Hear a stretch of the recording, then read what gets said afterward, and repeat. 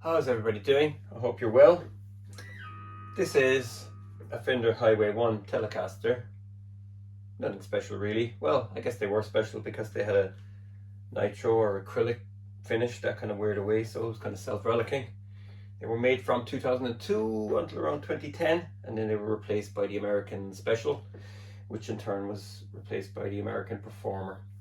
Entry-level USA guitars, above the mechs and a little bit underneath the US, but that's all subjective. Anyway, this one is known as the guitar that wouldn't stay away.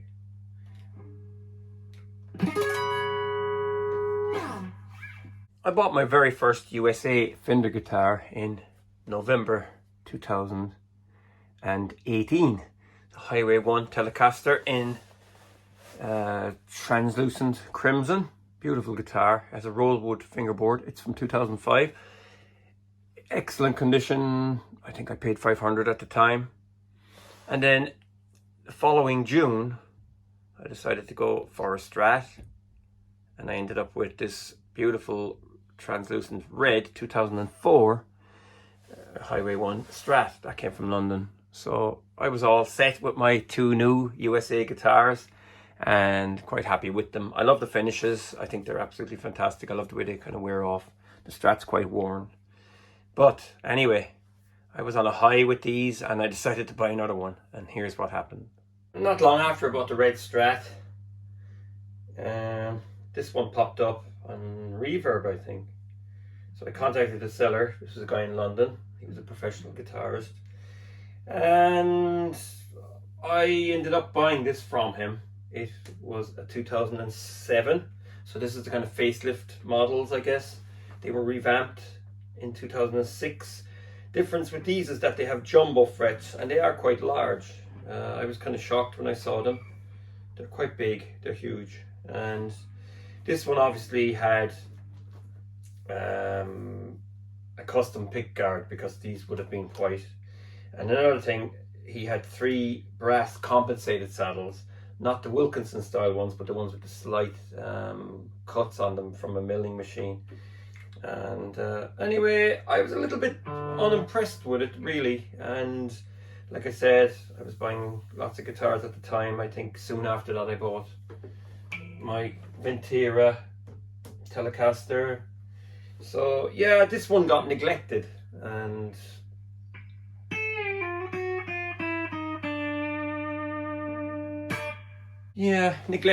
and I wasn't really playing it, and I'd pull it out the odd time. It was a bit aggressive. I don't know what it was, but I still loved the actual color. You know, it was very 70s looking. You know, this has the 70s style logo from Fender. And in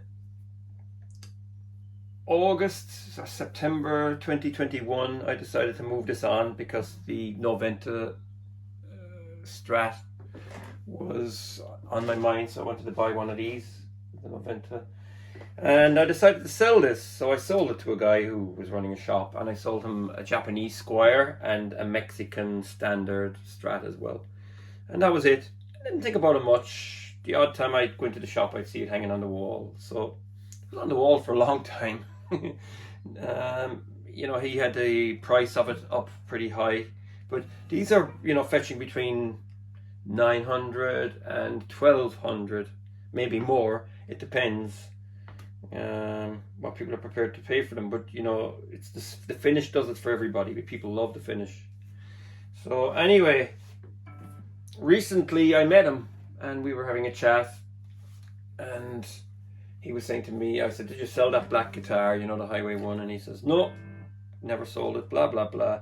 And he said to me, you know, would you be interested in buying it back or whatever? And I said, not really. You know, I had my mind made up that it was gone and that was it. I was shunning it. You know. So I did think about it. I said, look, I will think about it. So I thought about it for a week, and then I was thinking, nah.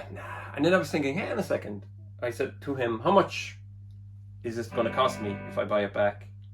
So he said,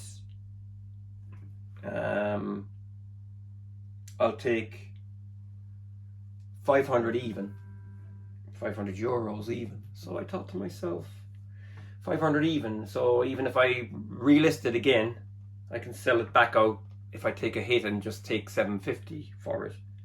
I mean, technically you're turning 500 into 750. Or you could go to maybe 850, I don't know. And, you know, as a trade-in, there was another shop where this guy has a 1981 lead one, and he said to me, yeah, I'll give you 650 for a USA Tele, like a Highway One. And I thought, well, hang on a minute, that's not bad. So this is kind of a bartering thing, or it's a bargaining chip. So I thought, why not, you know? So anyway, I took it back, gave him the 500, and here she is. So then what I did was, I was after putting a white Fender pickguard on it for him to sell it. He said, oh, put a white on it to look nicer. But it was 2 little holes in it for the screws, and these pickups don't have screws, they're just straight into the body. So I got this back, put this back on. Then I also put the same steel saddles back on it. They're the similar saddles. These ones are chrome plated with hex keys on them. Your Highway ones all seem to have this saddle set up. And then I restrung it and I started playing it, and lo and behold, I thought it sounded absolutely fantastic. And then I was thinking, okay, this guitar is just, you know, it's a fine guitar, there's nothing wrong with it.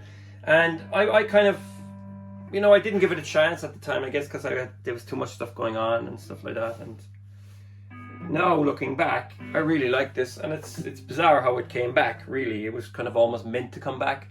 And I don't really think I'm not going to sell it now. I just really don't want to, you know. I've just fallen in love with it, you know, whereas I had just picked it up the first time. And it had a troubled birth getting to me as well, because UPS messed up the actual transit from London, and they double charged me, and I'll never forgive them for that. I'll never use them again. You know, I think it sounds fantastic. I don't know what I was thinking.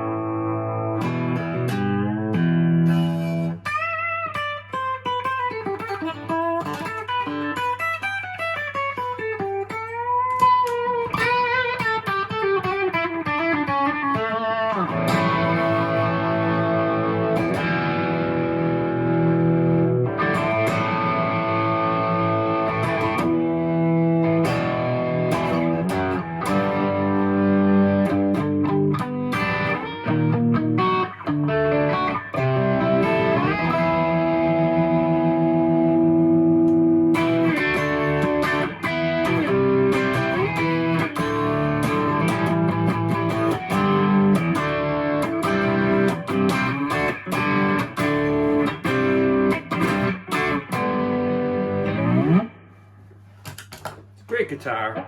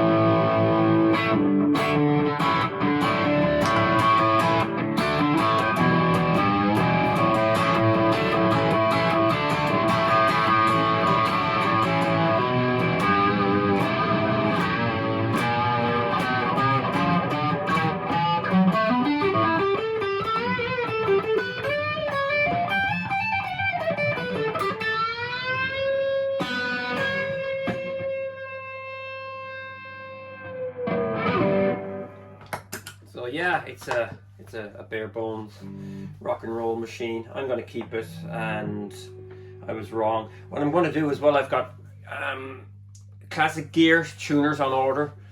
There's nothing wrong with these ping tuners, but I don't really like them, because all my guitars now have got the Kluson style. But the classic gear, some Fenders actually have them. They slot in just exactly where the ping. slot in. So you just take the nut off, and they've got two little prongs, so they fit into the holes. So there's no drilling. With cloisons, you have to put them in one by one, line them up, and put in some screws. So the classic gear should be interesting, and they're also 18:1 ratio. So I think this one is going to be a keeper. It's just very, very, very, very cool. I was kind of half tempted to put a white plate back on it, but I don't know. I think the black looks absolutely fantastic. It's a good guitar, and like I said, it's worth more now, and it's worth more than ever.